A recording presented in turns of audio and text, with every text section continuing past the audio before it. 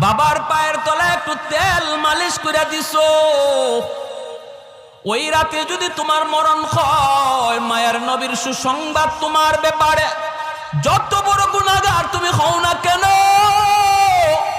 সকাল হওয়া মাত্রই তোমার জন্য জান্নাতের দরজা খোলা। সকাল হওয়া মাত্রই জান্নাতের দরজা খোলা।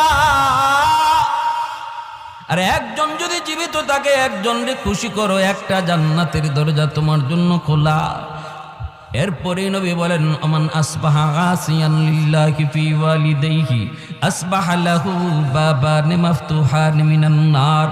আর যদি কোনো সন্তান রাতের বেলা মারে কষ্ট দেয়, বাবার কলিজায় আঘাত দিয়া রাতে ঘুমায়, অথচ বাবার কাছে মাপ চাইল না, এমন কথা বলল যেই কথায় বাবার কলিজায় লাগছে, মার কলিজায় লাগছে, এর